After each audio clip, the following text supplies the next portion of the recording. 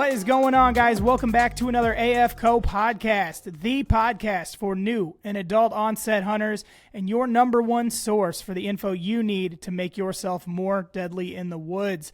My name's Vince. I'm going to be your host, and this week we have Vantage Archery. VPA Archery is a broadhead company as well as many other things that they make for the hunting industry. So we're going to talk to them kind of about what they've got going on. We're going to talk about some new products they got going out, and we're going to talk about their new broadhead, the Omega. That's their single bevel that I'm going to be shooting this year. It's a 200 grain broadhead. I know. Some of you guys just puckered up. It's not a big deal. We, with all the crazy crap going around the archery community in the last week or so, there's been, as I posted, there's been a lot of, we'll say, swinging around, trying to see whose is bigger. And ultimately, what we want to do is give you guys the information that you need to make your own decisions for your arrow setups, for your bow setups, everything like that. I just want to give you that info, and you sift through it all and find out what works best for you. Ultimately, we just want more hunters in the woods. We want more hunters on our side when it comes to legislation. One of the big things that's been talked about recently is the Biden administration cutting funding to schools who have archery and shooting programs and things like that. So we need more on our side, and I think it's time that we put aside our petty little differences. I know that when we get bored, when things get comfortable, we try to find things to fight about. Now's not the time for that. I think we need to, as cheesy as it sounds, come together, unite as one hunting community. If somebody has questions, answer them respectfully. But other than that, man, if you're in the woods, that's what we're looking for. So, anywho, let's get into the content with Vantage Archery. All right, guys, so help me welcome to the show. We have Alex Christensen. Did I get that right? Yeah. Hey, everybody. Ryan Corkwell and Jeff Stringer from VPA Archery. We're going to talk all about VPA, what they got going on, some really cool things I think they have coming out that I'm super excited about. But you guys know how we do on the show. We are going to start off with a prayer, and Ryan actually volunteered to lead prayer this time, which is awesome. So, Ryan, take it away, please. Let's do it. Father God, we just praise you. We thank you so very much just for the opportunity just to not only lift you up, but talk about some really cool stuff about what you're doing in our lives, what you're doing in the hunting community, and just to learn a little about each other. And we ask you just to bless each one of our businesses going forward, all the guys in our shop and our families, Vince's family. In Jesus' name we pray. Amen. Amen. Thank you. All right, so for starters, let's go right down the line, starting with Alex and then working our way to the right. Give me a little intro on you, what you do with the company, and anything else. How'd you get into archery and everything else? Yeah, so I'm Alex. I'm our marketing manager, so I've been with the company for about a year and a half. So I came right after I graduated from college, and it's gone by fast, and it's been fun. I love working here. It's a good group. We're like family, so it's definitely a fun place to be. Good deal. Ryan, give us a little intro. Yeah, my name's Ryan Corkwell. Man, I've been in the industry for a while, not that long, since we bought the machine shop 5 years ago. I came from more the fishing side of stuff. I love shooting stuff. Amen. I've had a bow now for 5 years. I love it. I just love getting into the weeds with guys on the phones. I am answering most of the phone calls on the sales side. I love just getting in the weeds with guys and see what works for them and how we can do things better. Absolutely. How about you, Jeff? I'm Jeff Stringer. I think I come out of the womb ready to hunt. I grew up in Utah, so been hunting my entire life, and bow hunting, rifle hunting, whatever it is, and really got into this one when we went into the machine shop, seen what they were making and seen they did broadheads. It was like, hey, guys, you got to come over and check this out. We got to buy this place. So we bought it, and we've been going ever since. So a little backstory, though, is I've known Alex since before Alex knew Alex. Me and her dad have been friends since we were like 8. So Alex has been around forever. Super glad to have her. Thought I had to convince her at first, but think she's on the hook now. And then Ryan, I'm not really his dad, but probably through this podcast, he'll call me Papa 4 or 5 times because he says I'm much older than him, old enough to be his dad. Perfect. Well, I'm curious. I think broadheads specifically are kind of we all use them. It's obviously the most important main component of your entire arrow system.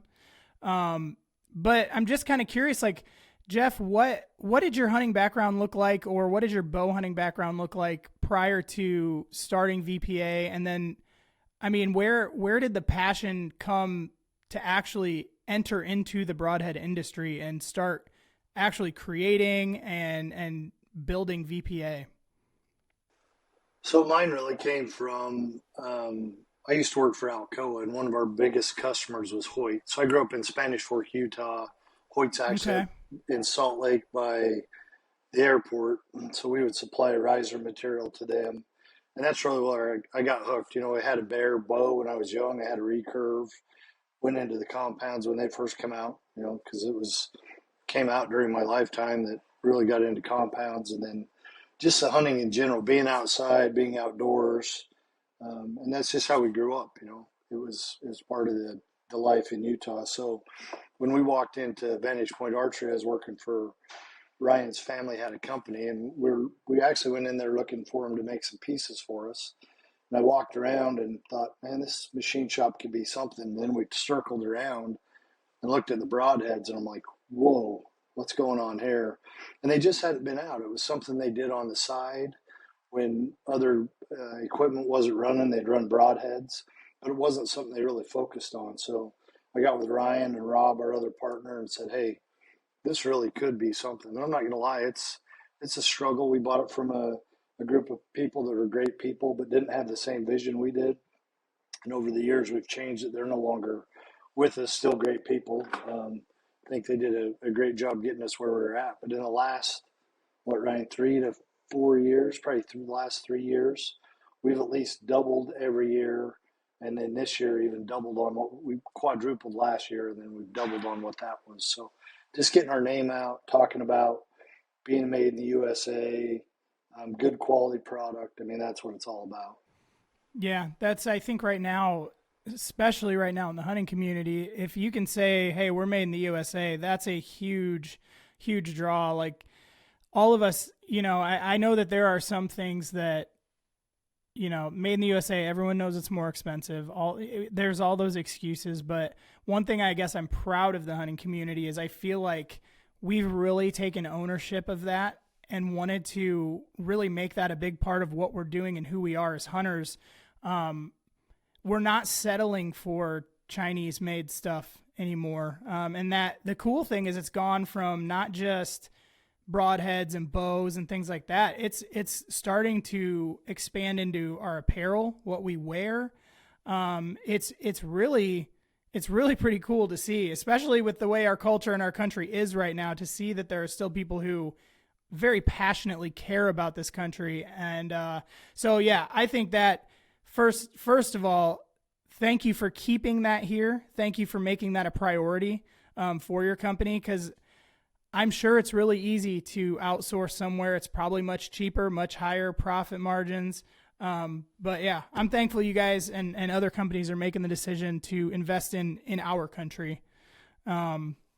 So did you have any prior like machine shop experience? I know you said you worked at Alcoa. I have, it's Arconic now, but right down from where I'm at in Davenport, I think they're over in Bettendorf. So 15 minutes away, we've had Alcoa. So, you know, I got buddies that work there and everything now. But yeah, what was did any of the rest of you have any experience with machine shops, or was that kind of a whole new process to undertake? Cause I mean, walking into that and wanting to build, I mean, I assume you guys must have ideas and different things that you got to have some idea of what you're doing to produce something like a broadhead. I wouldn't be able to walk into a machine shop, I guess is what I'm saying, and be like, let's do this. So I can remember when Jeff and I at our other J&R, we bought a router, a CNC router, and he's like, hey, we can get this working to do a project that we were working on. And I'm like, I know nothing about coding and G code and running a machine and stuff like that. He's like, you'll figure it out. I'm like, okay. So, and that's kind of the way we go. We just kind of like, there's, Jeff has a saying, like, we'll figure it out. And he's right. Like, that's just the kind of way that we roll. Like, if we don't know something, we know somebody that knows something. If we don't know, like, exact geometry on angles and bevels and degrees and what works best, we know somebody that knows somebody, or he'll find us the right guy that we can talk to. Jeff Miller, our engineer in our shop, he's taught us so much just about, like, hey, and then we've got guys in the shop, hey, how can we make it more efficient? So I guess with all that being said, did we know G-code and machining when we first walked in there? No. Is it something you have to know to walk into a machine shop? No. You just got to have the drive and the willingness to say, like, hey, we can figure this out. We can do this. Yeah, I think what part of what Ryan was saying is that we have some great people. So when we talk about VPA, it's not about me and Alex and Ryan. It's about 30 families that we have that work in our facility and making sure that they have good jobs and security and working on the right things, and that they can, build their individual wealth too and have a good life. So it's more than just, hey, let's go make a lot of money. And that's why we really keep everything in the U.S. is, one, we want good quality control. And then if the only thing that drives you is profit, and I'm not saying profit doesn't drive us, because if I did, we're lying. Everybody's in it for profit. But if that's the only thing that drives you, you'll lose focus of everything else, your customers, your suppliers, your employees. And we really try to live that. Integrity and ownership and all that is key to us. That's one of the things we don't give up on. Yeah, and that's something I find interesting when, I obviously, my business is just like an apparel thing, so it's not anything huge, but it's funny when people kind of, oh, you guys are just, is money part, like, yeah, we're running a business, like, it has to be. Like, if you want me to continue to keep, like, if you want us to continue to stay in America, be able to fund that, be able to come out with new things that you're going to like, yeah, it's got to be a little bit about the profit. but no, that was my next question, is kind of like, I'm just curious, and you touched on it, just kind of core values of VPA. Like, if you want to touch on that a little more, like what do you guys, besides just high quality broadheads, what else is important that you guys represent to the hunting community? You'll listen to us, and I think when you talk to people that know us, hopefully Troy, when you talk to Troy, is that we're about the ethical kill. We're about ethics in business. What we say, Ryan will always tell you that when we say something, you can take it to the bank. That's what we're going to do. We're going to take care of you. Our warranty, we warranty all of our broadheads. So we try to do above and beyond what others do. And really in our product, we could charge more. I've probably told this 90 times since we've done these podcasts, but last year, the year before, during COVID, we had a company come to us and say, hey, can you make our ferrules? We're like, yeah, we can make your ferrules, but we'd like a 5-year. We got tool up with like a 5-year contract. They're like, no, just till we can get it back from China. The same company told me, you guys need to relook at your business and really the way you design things and make sure that they fill and you could sell so many more. And I called Ryan and I'm like, I can't believe they told me that. How unethical is that, Yeah. And we probably could design that in there, and I actually think manufacturers do, but that's not who we are. We want people. We don't pay people to shoot our broadheads, and we never will. We hope people come to us. We would love a Levi Morgan or somebody like that, but we want them to come over. Cam Haynes, Joe Rogan. We'd love them to come over and shoot our stuff, but we want them to come over because we have great stuff. And we're good people. We don't want them to come over because we're cutting them a paycheck, because that's just not ethical, I don't think. Not saying it's not the right way to do business. I know people do that all over in every other industry, but that's not what we want to be. Yeah, we believe in our product, and we want the people on our team and on our side to believe in our product too, because all of our customers believe in us. So we want all our spokespeople, everybody that we associate with, to kind of have those same feelings. Yeah. And I don't know if this is a trend that maybe I'm kind of blowing up in my head more than what it really is, but I feel like there's definitely a clear divide. And this week, when this show comes out next week, I don't know, it might be old news, but like this week specifically, and I don't not calling out people and taking sides, but like John Dudley has come out. I don't know if you guys have watched any of his recent videos, where basically it's kind of, I'm John Dudley, and I'm a big John Dudley fan. That's where I learned how to shoot a bow, but he's basically kind of come out and been like, I'm John Dudley. I've been doing this. I've been a pro. I've shot at the highest level, and kind of tearing down, I think, other people who are sharing their opinions of arrow builds, archery, tuning, things like that. But I kind of, then there's always the counter to like what he's saying. And I feel like, all of that to say, I feel like the hunting community is starting to really realize the bullshit with the hunting industry. And I see a trend picking up where people don't necessarily want to buy off the shelf arrows anymore. People want to learn and build, and people don't really want to, they're kind of trying to figure things out for themselves. And that's kind of where you were saying, you don't want just shooters on your team that have a name just to sell product. Like, you have integrity and you want people to be on the team for the right reasons. And I think, like I said, I feel like it's not like the hunting industry is like gonna die, but I feel like there's gonna be some shift or restructuring, or there's gonna have to be, because a lot of the hunting community just doesn't want to see, like on the last show we did with Ranch Fairy, we kind of discussed how it's fine if Levi Morgan wants to sell you this, and that, or John Dudley wants to sell you all these things and tell you what they do and don't do. But 99% of us are not John Dudley. We're not Levi Morgan. We're not hitting a golf ball at 100 yards every time. And I think that people want to see more like normal people like them. Or if you are exceptional, at least like be an exceptional person that's not known for, I'll wear or shoot whatever you want as long as you pay the most. And I see a lot of that. Like I said, I'm a newer hunter. This is going to be my 4th year. So I'm still kind of fresh to the hunting industry, but it's real apparent. So anyway, all of that to say, I appreciate your guys' angle, and whether that is the right or wrong way to do business, I think that's always going to be the right way. It may not be the most profitable right off the bat, but I think that that's the right decision. I look at that, and I don't know John Dudley personally, and he is a great shooter. I have nothing negative, but that's no different than the people in Washington tell you, don't think, we're in Washington, we're going to tell you what needs to happen. Here's how things, to hell with that. Yeah. I've got experiences. I've got a ton of kills behind me.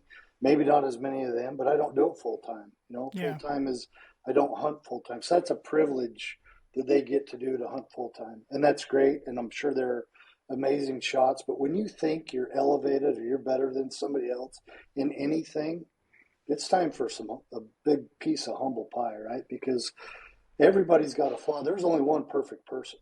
Right. And I'm sure he can outshoot us all if that's what he wanted to do. For sure. Are you at that level where you can start preaching? I mean, everybody's got something in their closet. Might be a great archer, and I'm not saying this about Dudley, but opinions are, my dad always said, and this is a little crude, but opinions are like bum holes. Everybody's got one and they all stink. So you can keep your opinion to yourself, and you can tell people that's my opinion, but that's not gospel. Yeah. Ryan says it all the time. Do what you're comfortable with. Shoot what you're comfortable with. That's the best advice I think you can give anybody. Yeah. And I thought it was really, I was kind of taken aback by it a little bit, because like I said, John's got, his school of knock and put out so much information, and it's good information. And I was kind of surprised, and I don't know why. I don't know why he decided to make these videos, but I was kind of surprised the way that he came about it. And it came off to me as like, I am the one that has all of the answers. Everyone else that you're listening to, like, he even, some of his videos got into you don't need to index, kind of alluding to, don't worry about tuning. Don't worry about indexing your arrows. Don't worry about helical. Don't shoot heavy. Just kind of do what I'm telling you to do. And I was surprised that was the angle he came off at, because, like you said, he's full of great information, but he's not the only one. And but chase the money back, Vince. Chase the money back. I'm not saying this is the case, but who's he sponsored by? Yeah. Is he sponsored by, because a lot of the bow people are out there saying, oh, it's all the bow. You can shoot lighter, faster. And some of those guys, they're very successful. But I know people that shoot super heavy that are very successful.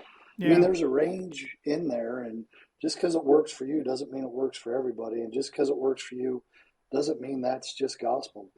Again, when people call us, you look at the range of what we offer light to heavy. We offer vented to unvented. We offer 3-blade, 2-blade, single bevel, double bevel, all of it, because we're not going to tell you what to do. That's not our place to tell you what to do. And remember, the customer sets the value. The customer sets the expectation, not the supplier. Yeah. So with that being said, I would like to know some more about this Omega you guys came out with. If you guys aren't familiar yet, VPA came out with their Omega single bevel broadhead. I'm going to be shooting that this year. I've as I told you, Jeff, I've shot cutthroats since the beginning of. I think I got to tell you, my first time out hunting. I've told this story and I left out an important part of it because I've kind of taken it out of my head. But I went out, I passed on a bunch of deer my first day out bow hunting because I'm in Iowa and they were spikes, the big ones are coming, which was not true. I've left out the next part because I always say after that day, I never saw another deer that year. And that's a lie, unintentional lie. I did see another deer and I shot it and I had a rage broadhead and that arrow didn't go anywhere, and I didn't recover that deer. I didn't find any blood. It was a pretty bad situation for a new hunter to experience. So anyway, that's why I went down the kind of what happened and why did it happen rabbit hole, which led me to finding single bevel broadheads. And so I'm excited this year. Cutthroats have always been great for me. I've always liked them. They're kind of a pain to sharpen. And that was one of my big things with your guys' Omega, was how much easier it appears that it's going to be to sharpen in that process. So if one of you want to talk, just introduce the broadhead, the ideas behind it, and kind of what people can expect from the Omega. The Omega is being released right now in 200 grains, right bevel and left bevel. Believe it or not, we are working on the Ascender series to go with that goes from 125, 150, and 175. A whole new system that we're excited to get out there. We're crossing our fingers that it'll be done in time, but the guys are working hard in the shop. The lay flat sharpening technology on all the Omega heads is kind of what is revolutionary in the whole process. You can take the head. I mean, I'm at home. I didn't even bring any heads. I got one. Jeff, you got some? Yeah. So you can lay it. He'll be able to show you, and you can lay it flat on a stone, sharpen it any direction, and you're going to stay on that bevel the whole time. Along with that bevel, then you can switch it on the backside, and you're going to be able to micro bevel and get the tanta and get the tip up front, because you'll see it in a second when he brings it out. The front of the broadhead is a double bevel. Okay. So the front of the broadhead up in there is a double bevel. Don't cut yourself. I gotta get my Vanna White hands on. See. Slice. So the front half of that. Go ahead, Jeff. Well, I'm pointing, so you talk. So the front quarter of that is a double bevel, and that single bevel is actually in the back half of it down here. And he can, on that part that we sharpen off for guys, to see the single bevel side, that way they can lay it flat and sharpen it. Mm-hmm. On that back side also, they're going to be able to lay that flat and lay that flat also and sharpen it, so you can get that micro bevel, and you're going to get these so stinking sharp within probably, I'm saying within 10 minutes easy. Oh, Jeff, don't do that. He's going to hurt himself. So Hey, to make a good Instagram clip. So that's kind of the technology. The biggest thing in this thing is, like the customer said, and everybody's been saying it for years, single bevels are so hard to sharpen. Yeah. And we took that and we ran with Daryl Barnett as the design guy behind it. He's like, hey, I got something for you. Let's do this. And I'm like, okay. And we worked with them and I shot buildings with it and it's going great. Now, those are made, if I remember correctly, those are S7 tool steel. Yes, S7 tool steel. Yes. So you're not getting some cheap, flimsy crap, which is awesome. Yeah, I'm kind of curious, and I don't want to start a bad conversation. What was your reason for coming out with 200 grain right off? Why was that your starting point? Because for someone like myself, I have no problem with that. My first arrow build with Sirius was, I think I shot a 685 total arrow. I went big. I went from a 350 crap arrow with a rage to I'm killing elephants. But I want some FOC up in here. yeah, I wasn't gonna have that happen again. But I'm just curious because I know that even though people look at 200 grains that haven't shot that and they're probably like, whoa. Even though I think if you've shot that heavy, you know that it's not this big scary monster and it's not an arrow that's your trajectory. It's not. I don't know why people think, I've never seen an arrow rainbow arc anything, even at distance, but that seems to be the feeling behind it. So I'm curious what the reason, why'd you settle on 200 to bring these out? Well, this is really, we call it Rev 4, but Alex, what is this? This is probably Rev 24, right?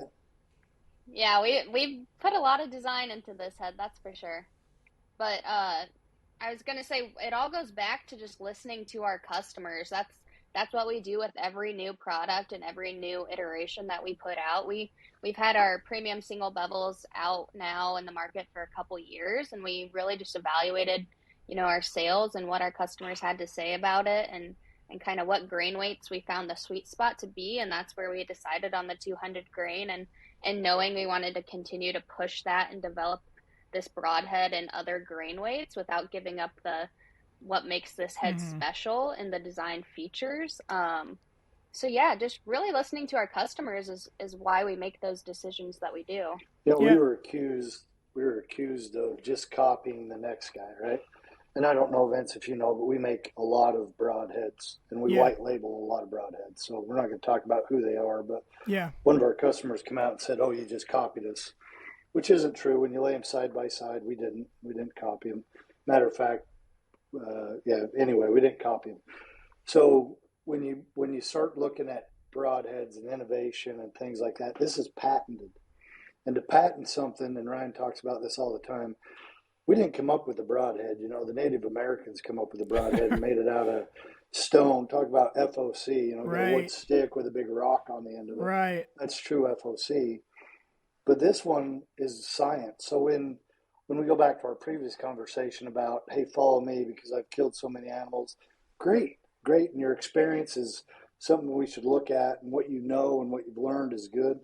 We have Daryl Barnett, up until he really kind of met the group he was in, never shot a bow, but he worked for the military or for the DOD and made projectiles. So he steps into the archery industry and it's all science. He's talking about drag, he's talking about flight, and the guy isn't just pulling this stuff out of his butt. He's using Doppler radar, he's doing simulations, he's using arrow guns. I mean, it is all scientific based. And I really think that's what the industry hates. And I'm probably going to get a bunch of hate mail, and I really don't care because not for my listeners, no. Yeah. Are you, before you go anywhere, are you talking about Rocket Man, Daryl Barnett? Yeah. Okay. Daryl Barnett. I'm not sure he likes being called Rocket Man, so He says use his given name. Use my given name. I only say that because Troy, that's all Troy calls him. But I just wanted to clarify because he kept saying that, and I'm like, oh, really? That one? Yeah. Anywho, go ahead. Great smart guy using science behind what he does. And, I have experience in the archery industry from before. And the sad thing is it's gadgetry, right? So people come out with the same exact component. I'm not going to call them out, but they'll change the color or they'll change just something minor on it. But at the end of the day, it's not innovative. It's not something they patent. It's just the new gadget, or they get somebody big to sell it or put their name on it, and all of a sudden everybody wants to buy it. But is it really better? And that's what we're trying to do. Is we probably will never be, I don't know that we'll ever be as big as our age, nor do I care, because I'll call them out. I'm not going to sell my soul to become something like that. I'm not going to go to China and have it made cheap and back up. I just want we want something that's good, and we've got science behind it. So everything that we're coming out with now is around strength of the arrow, lethality, if that's a word, ethical kill, things like that. That's what we're trying to get to, and we're trying to use the science behind it. And I think Ashby really started with that, about let's go get a consistent baseline. I think there's some things that I wish they would change, but we love them. Like our other broadhead, our single bevel, we have a chisel tip. We can prove that does there's a ton of reasons to run the chisel tip, but it's not their baseline, which is fine. Mm-hmm. So we get deducted because of our chisel tip, but it's lethal and it kills and it breaks a bone. This thing is the same thing. It's behind the science. It's about the leverage, and Ryan, you can talk about all the different angles and how it works and how it splits it and how it spins, but there's data behind this. I can prove this, and it's not sitting there and saying, hey, I'm the best hunter you've ever seen, so stop listening to everybody else, because there's a ton of good people. With Dudley, I'd say, hey, spend a lot of time with Joel Turner, and you guys you're both brilliant guys with a ton of experience, but I don't discount Joel because Dudley tells me something. I don't discount Dudley because Joel tells me something. I take it and they prove it out, and I listen to the science and the logic behind it, and I've learned a ton from both of them. And Joel Turner, we just had out and did the shot IQ, and if you haven't done that, that's worth its weight in gold. And not even about pulling the trigger on your bow, just about decisions in life and experience, and that is just a great human being. Yeah. No, he said it all. Like the biggest thing, and I think you kind of said it, Vince, like, why buy a jig? Why buy a jig when you don't have to? When you can just lay it flat and sharpen it. So hopefully, I know I sent yours out. Hopefully you've got them or they're coming your way. So I'm excited for you to sharpen them up. And if you have any questions, you guys you can ask us. We'll help you out. Yeah, I'm really excited to get them. And like I said, it's not just because I'm talking to you guys right now, but it was like I said earlier. I don't know if it was on the recording part or not, but I think sharpening is just such a big apprehension. I think it scares the SHIT out of people, because we as a culture, like, we have things so easy and so soft. And I think most hunters, like, nowadays even, like, you buy replaceable blade knives. If you don't know, you know what I mean? Like, there's no like value in, I want to resharpen this knife and use it for the rest of my life and give it to my son and have him do the same thing. And I'm not saying that's not a majority, not everybody, but I think we've gotten so far away from, like, knowing how to sharpen things, knowing how to care for tools, knowing how to really maintain things. So when it comes to, like, single bevels, like, it's hard to debate their effectiveness. You can't. You can say you don't like heavy arrows, but you can't debate the fact that a single bevel a fixed single bevel is a good way to go. But then you tell me, well, it's not going to come razor sharp. You got to sharpen it, and you got to do it. And then at first I was kind of like, I don't know if I really want to do that. I don't know how to do it. So that's what was really, when I saw the Omega the first time, I think it might have probably been before I even talked to you guys. Like, I was excited for that, because even with the cutthroats and the jig, it was sharp, but I know it wasn't as sharp as a lot of people would probably want it to be. And I had to ruin 2 heads before I kind of got the hang of things, because you don't know, like, how hard should I push, how this, how that, is my angle right, is the broadhead in the jig correctly, because I went through that. It wasn't sitting in the jig correctly, and I sharpened it all uneven. So anyway, I'm really excited for this because I think it's going to open up a lot of opportunity for people who might have been a little apprehensive. I think it's going to allow them to kind of step into a high quality single bevel, take away some of the guesswork of sharpening, and really let them see how effective these broadheads are. I want to talk to you guys too. I know that Omega's your big thing right now, but what else do you guys got going on? You guys got new stuff coming out? Like what's kind of in the future for VPA? Ryan talked about our Ascender series. Yep, I was going to say Ryan already kind of touched on our Ascender series, which is just going to be an extension of the Omega, but there are going to be some design features to it that haven't been done before, similar to the patent pending technology that the Omega has. And we're also kind of expanding into more archery products. I'll let the guys touch on that, but then expanding even outside of archery. So we're really excited, and this season and this next coming year even has a lot in store for VPA. Can you kind of talk about what, and if you can't, that's fine, but where are you guys trying to look at outside the archery community?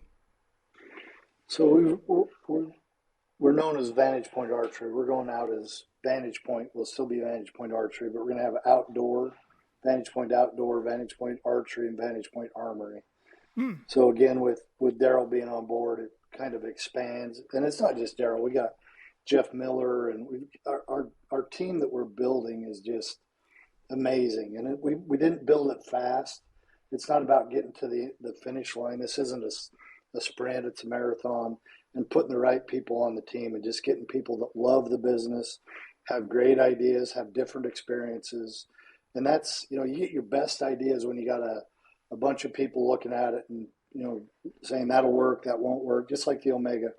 I don't know, Ryan, we've sent out $10,000, $15,000 worth of product for free to people that we know are going to like it, to people that we know aren't going to like it. And just get the true feedback. We really want to run our business based off what the consumer thinks, not what the industry thinks, right? We really want people to love it, and we want to be blue collar. But what we've also heard is we do a 13-inch riser, and people want it all the way up to a 22-inch riser. So you're going to see, I think, 13, 15, 17 or 18, and then 22. And we're going to use some people like Joel Turner and get his input on pocket angles and what are the right designs. We're going to get Three Rivers Archery, that's a customer of ours, and some great guys that shoot it and say, what do you think? We're going to go to anybody that's listening that's traditional that wants to shoot a recurve.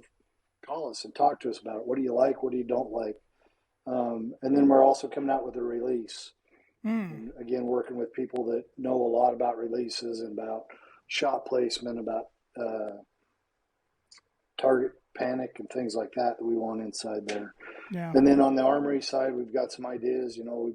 We can do a bolt carrier group. We have our FFL SOT. So we want to do some white labeling. We want to maybe come out with some gun components.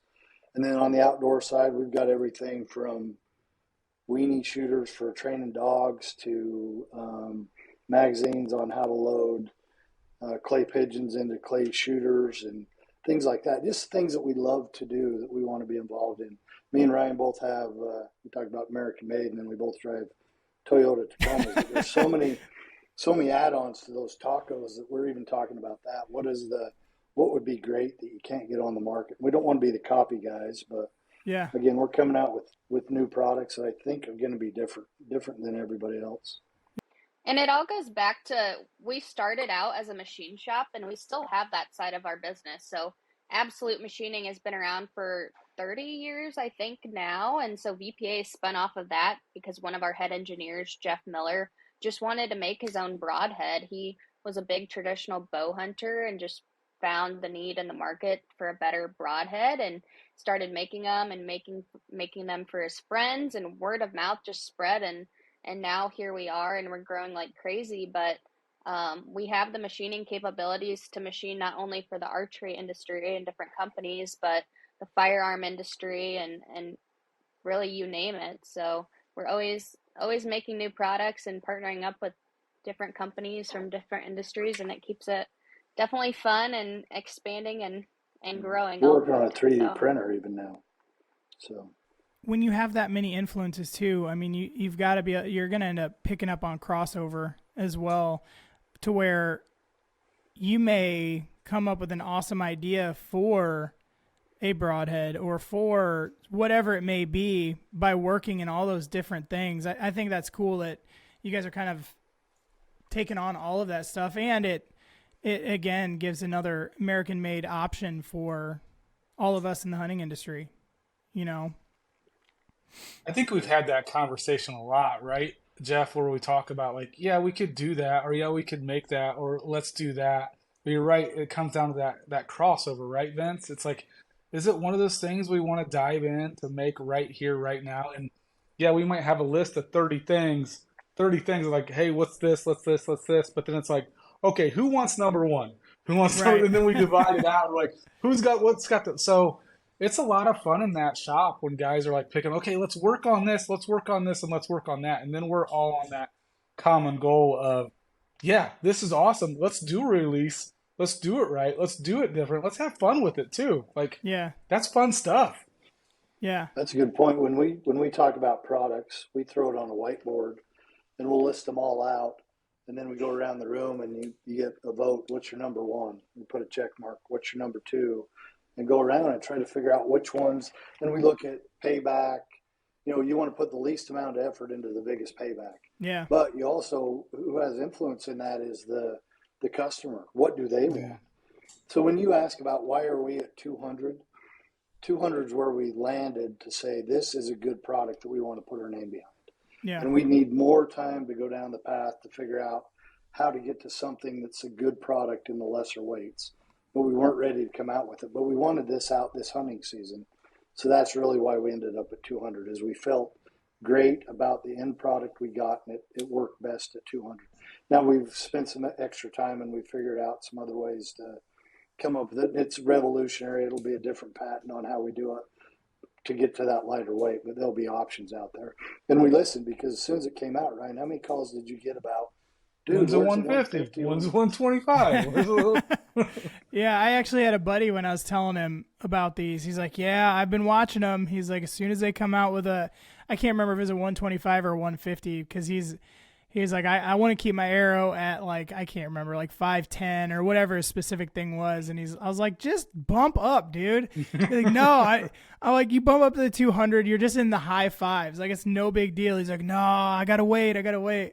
But I commend you guys for that, because I imagine, you know, if there's that demand there, it would be really easy for you to say, just shave some weight off and let's put them out there. And so I think that says a lot about the integrity of your company, that you're like, we're holding off till it's ready, till it's right. You know, I can't say that everybody would make that same decision. You know, October's coming. Can we get it kind of close, and then we'll fix it some, you know? So I think that's cool that you guys, you found what's good, you put it out there, and now you're holding back till the rest of it's perfect. You know, all right, guys, let's take a quick break from the show so I can share the AFCO friends of the show with you. For starters, More Innovations. More Innovations is an awesome 3D printing company. They create all kinds of little tool caddies and serving thread caddies so that you can keep all of your stuff in one place when you're working on your bow at home. Check them out at moreinnovations.com. Use code all caps AFCO10. That will get you 10% off over at More Innovations. Secondly, Adams Precision Archery. Guys, we are still shooting the fanny pack arrows. I still love them. It's even gone further to where I now have the fanny pack colored strings on my bow. For sure going to have the brightest bow in the deer woods. But anyway, if you guys are looking for a very solid arrow build, check out adamsprecisionarchery.com. Use code all caps AFCO10, and that'll get you 10% off an arrow build over at Adams Precision Archery. Third, Our Grounds Coffee Co., still the official coffee of the AFCO podcast, and they are back in business. I just got Color Phase in probably a week ago, and I am rifling right through it. It is great. It's their light roast. It's their new blend. It's very good. I'm glad Ed is back up and running. Check out ourgroundscoffeeco.com, and if you use code all caps AFCO, that'll get you 15% off over there. Although I would say just pay full price. Help Ed get back going. Help everything go well. So check them out at ourgroundscoffeeco.com. And next, Buzzard Roost Saddles. Guys, we are under 2 months away from October 1st. You want to get your equipment out in the woods, get used to it. Now's the time to do that, especially if you're jumping into saddle hunting. So one thing that Buzzard Roost can do for you is it is going to be the most comfortable and adjustable saddle that you can possibly get your butt into. I love mine. I'm really looking forward to some long sits in that saddle this season. Check out buzzardroostsaddles.com. Use code all caps AAFP10. That'll save you 10% on your very own Buzzard Roost saddle. Unbound Archery. So you heard me talking about my strings back there. They put together just the most kick-ass string that I could have ever asked for. The quality's awesome. They use, I believe it's bloodline fiber strings. It's a waxless string. So far for me, it has just been great. I love it. It looks cool. Very high quality. Check out unboundarchery.com. Use code all caps AFCO10. That'll save you 10% over at Unbound. And finally, check out antlerfeatherco.com. If you guys want to help support the show, help support the project, we got tons of shirts, sweatshirts, everything that you could possibly want over there. We're going to be restocking hats soon. The first wave of hats came and went before I could even get it on the website. So we'll be restocking those. Keep an eye out for that. If you want to use code AFCOPOD, so AFCO Pod, that'll save you 10% at antlerfeatherco.com. So that is the friends of the show. Check them all out. Check out antlerfeatherco.com, and let's jump back into the conversation with Vantage Point Archery. Back to Vince, when you said our society is getting to where it's easy. It's easy. I'm not going to say it's easier to make money by doing the wrong things, but, obviously the adversary makes it easier to do the wrong things. But I see that in the whole society, right? We're just talking broadheads, but at the end of the day, it's praying at the beginning of this show. I mean, that's a basis. We went out to dinner last night with one of our customers, and we do that. We have these big shoots, and we had the Joel Turner thing. We prayed before all of those, and it's getting back to what's important in life. And we want to make money, we want to take care of our families, but that cannot be the only thing that drives you, whether you're doing archery, armory, raising your kids, having a podcast.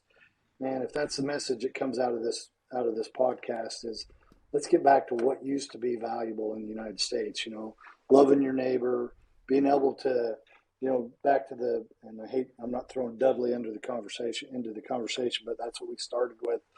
That's all right that we don't agree, but don't tear down your fellow man just because you don't agree with them. Mm-hmm. Just agree to disagree and have different views and value their input and value. He might, I don't know if he does or not, but if he listens, he might learn something from somebody else.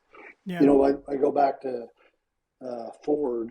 If we wouldn't have listened to Henry Ford and say, hey, I can make an automobile, we'd have all showed up today to the podcast on a horse. Right. Thank goodness we listened to somebody that had an alternate view. Right. Yeah. And I mean, I feel like I like what you said. We want to go back. People get weird these days when you say we want to go back to kind of our roots, kind of what makes us great as a country. What are our values? People get weird because for some reason they go like way back, like pre-Civil War, and they think we're talking about the message is like you said, like just be respectful to people, listen to people. Let's have conversations about, if you think that the best thing for you is to shoot a 400 grain rage broadhead, I don't agree with that. And I'd love to talk to you why I don't agree with that, but we don't usually get there. We just back and forth, and it's caused this giant divide that, like I said, I feel like it seems like more people want to take more ownership of their arrow systems, and I think that people are finding, because now a lot of the times when I talk to guys, they may still be shooting mechanical, but they're getting better quality mechanicals than say, a Rage or whatever Walmart's selling. So they're at least doing that. Or they're jumping over to a 3-blade fixed. I feel like most of the people I talk to's total arrow weights are starting to creep over 5. And, I think that as people are not just buying what's being handed to them, and they're starting to kind of understand. How's it going? That's Kellen. Kellen works with us. Well, Kellen, you're on the show. What do you got to say? Sure, Kellen. He can't hear you. You say, hi, I'm Kellen. Hi, I'm Kellen. Everybody say, hey, Kellen. But yeah, as people are kind of taking ownership over wanting to build their own arrows, and I think people are kind of they're starting to see that not everything that they've been told is correct. And so, but yeah. That's an interesting point, Vince. Like, I guess I've never, because the majority of guys that we're talking to are right over 500, correct? Like, right. Let's face it, that's the majority of the guys that we're talking to on a daily basis. It's interesting to hear you say that, like, you can see that trend where things are going. The more guys that you talk to, the more you can see guys trending up over that 500. So I always tell, like, I think Jeff said it earlier, like, I don't care what you're shooting. I love the idea that you're getting out there, you're having fun, and you're just getting out and doing something. That's what we're going to stay on. Like, just go have fun. Just go have fun and do something fun. Yeah, and over the last, what just came out about, the Biden administration or whatever it was that passed, that now funding for schools who have archery programs is being cut. We've got professionals that for some reason think they need to take digs at other professionals. I think right now, I posted something today and it just said, community is greater than industry. And that's kind of where I feel like people are starting to creep that direction, and I hope we continue in that direction. And that doesn't mean that the whole hunting industry is bad. But I think, to your point, we need to start talking to each other. If your buddy, my best friend, Tom, he shoots mechanicals, and he probably will till the day he hits a shoulder. And, but like we joke with each other about it, but we have conversations about it. And I hope to see more of that happening where one of the things that Troy said on the last one, he was talking about arrows, and he accidentally alluded to, he does think that there is an elk arrow and a deer arrow. And while he did say, I would rather shoot the deer with the elk arrow, I think it's okay for like the heavy community to instead of just saying no, 500 grains and whatever broadhead, it's not good enough. If it's a double bevel, it's not good enough. Like, if they're making a step towards the right direction, or they're making their arrow more lethal than it was, like, I think we need to be more encouraging in the community towards, like, you don't have to get to a full 12 factor arrow today. If you just kind of learn about it, what can you make better, and then encourage each other, and like I said, I kind of feel like that's on the horizon. I think people are hopefully, as the hunting community, I hope that we're more open to each other and more open to ideas, and, it's hard to, it's just a hard thing. Arrows are just a very hard thing to talk about. So, you know what's even different than that, Vince, is I know guys that have killed Cape buffalo with a 100 grain setup. I don't know what their weights are, but it was a 100 grain on the front end, and it was an ethical kill. I would rather people go practice, and be confident with a 100 grain setup and know that they can hit that spot, that they can kill that animal and be happy with it, than I would a guy that goes to a 300 high FOC 20, but can't hit the shot. And he's hitting them in the femur, or he's shooting them in the foot, or he's hitting them in the spine, and that animal suffers. We don't dictate what you use. I'm an FOC guy. I believe it, but it's because on the lighter side, I used to shoot 75 grains, and I watched things run away. I used to shoot mechanicals. There's some great mechanicals out there. Jay from Grim Reaper makes an amazing, the engineering beside behind some of his broadheads are wonderful. Do I want to shoot him? No, but he doesn't want to shoot mine. But that doesn't mean I'm right and he's wrong, or he's right and I'm wrong.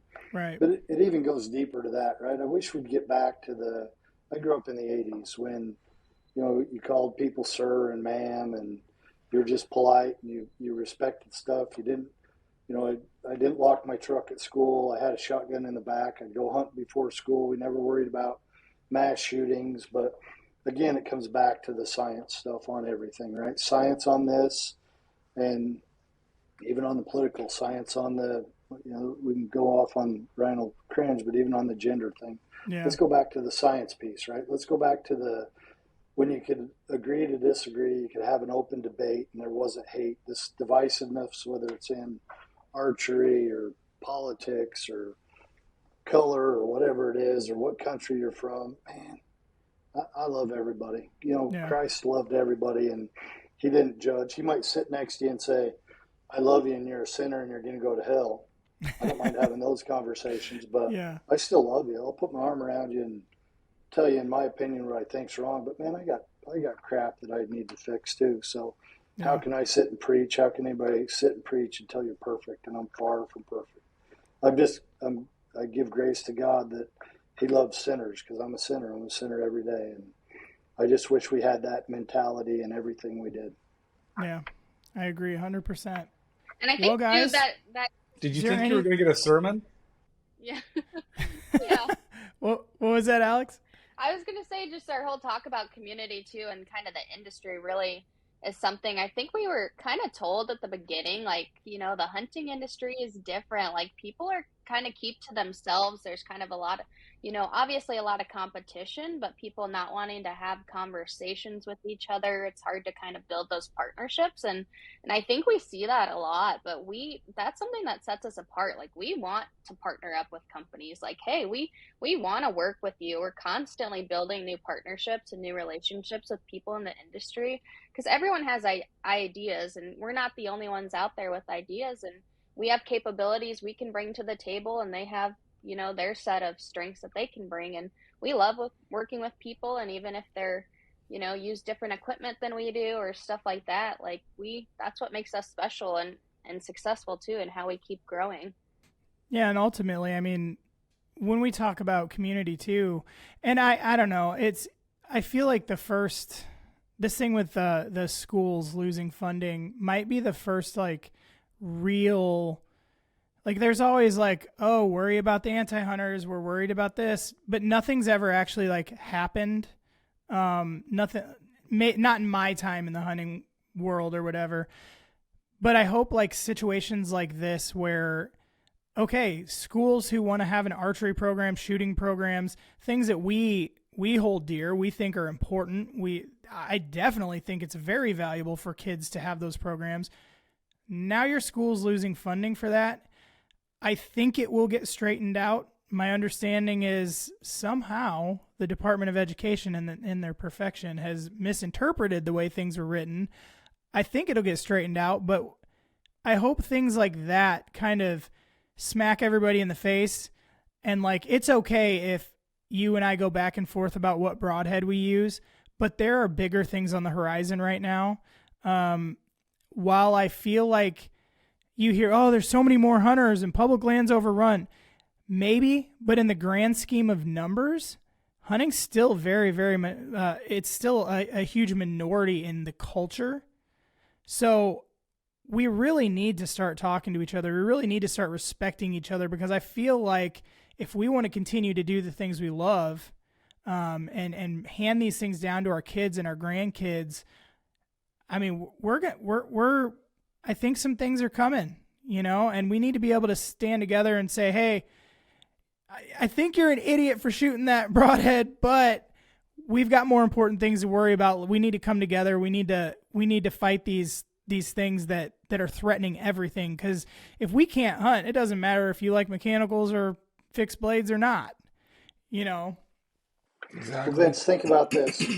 So on every broadhead, every bullet, you pay an excise tax. Just Google and find out where, and do your research, not just Google, but that excise tax is ending up in anti-hunters' hands. and they're using that to fight legislation or put in legislation to take our rights away as hunters. Hunters are just our God-given rights through the Constitution, right? So voting matters, making sure you understand where that money goes, and even social media. When we were talking today that we're on I'll just say we're on Shopify, and maybe Alex will get banned tomorrow from Shopify. You can't sell ammo, you can't sell guns on Shopify. And Shopify has taken a social stance to limit your rights as hunters. So you got to stand back and say, all right, should we get away from Shopify because through their push of what their ethics are, they're limiting my choice. And that's what America's built on, is freedom of choice, freedom of expression, freedom of speech, freedom of the Second Amendment. And every time you turn around, the banks are not funding gun companies anymore. Mm-hmm. And they're trying to find reasons to sue. We're not looking at mental health, but we'll chase down a gun manufacturer. Yeah. And, we're changing the narrative to fit what we want in the end instead of running with the facts. So if you're a hunter and you start digging into why are my heads so expensive, excise tax, all these other things, and really it's funding what we're doing, anti-hunting, anti-conservation, and that's what we need to look at. And I don't care which way you vote, right or left or whatever, but just think about that when you're out there. And it's more than this is a hobby.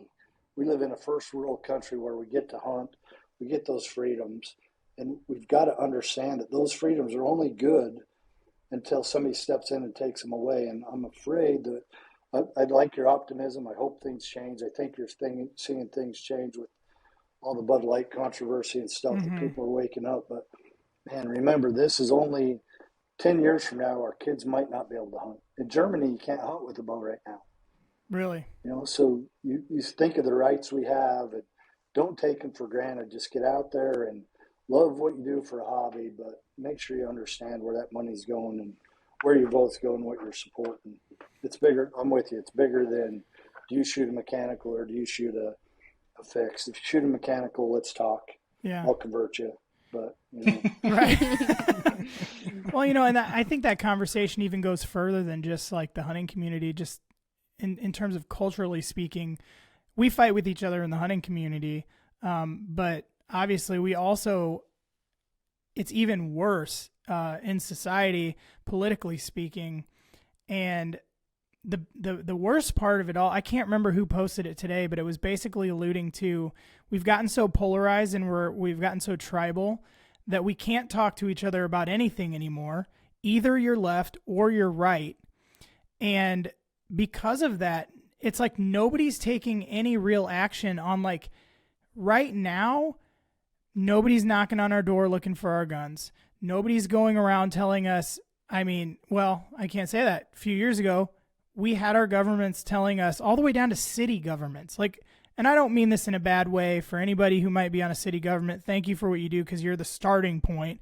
But even the city governments got, like, power hungry, telling us where we can go. All of it. And it's like, I feel like although COVID and the pandemic was bad, I think it woke a lot of people up. It still wasn't enough to where people are like, oh man, we really could lose. Like, we take true, like, freedom and sovereignty. Like, it's like something that it'll never actually go away. Well, it is. Like, it's right in front of your face, but you don't see it because all you want to do is fight about what bathroom to use or if Target has tuck-friendly stuff anymore.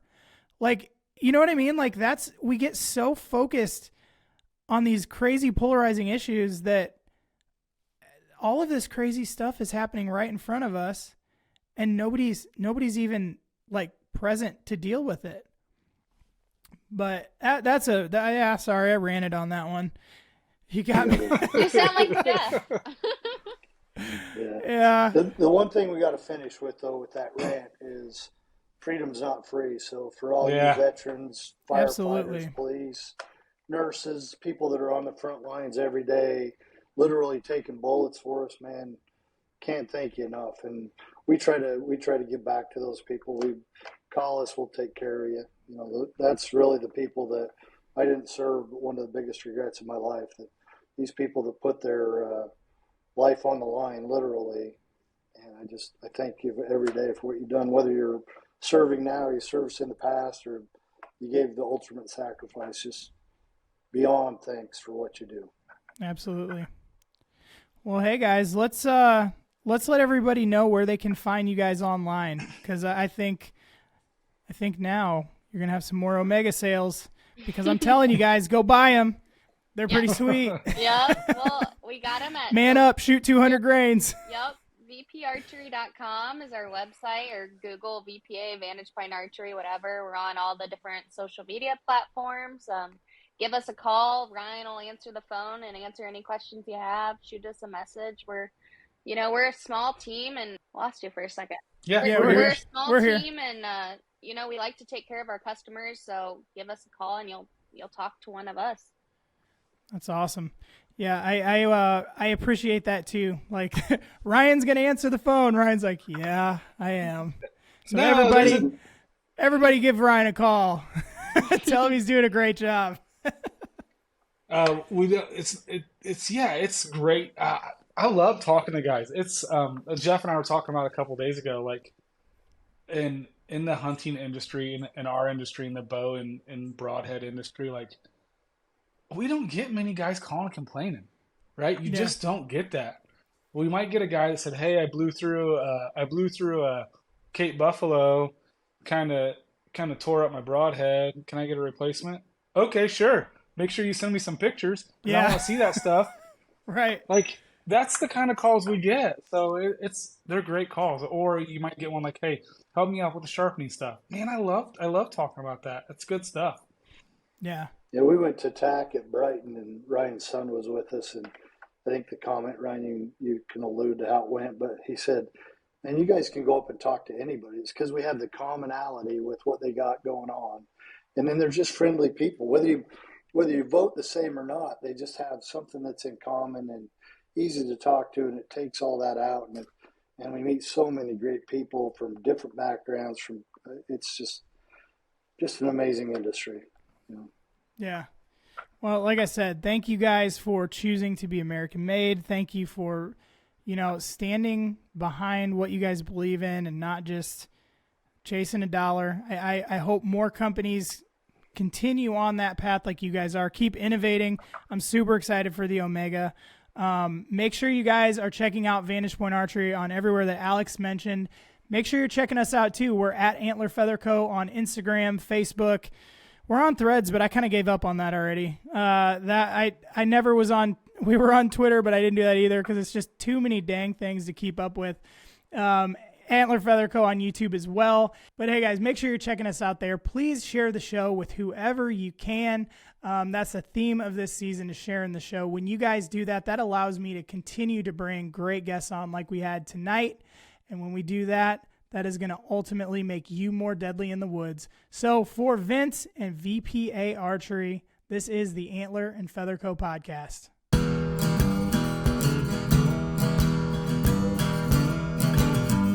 You are listening to the Antler and Feather Co. podcast.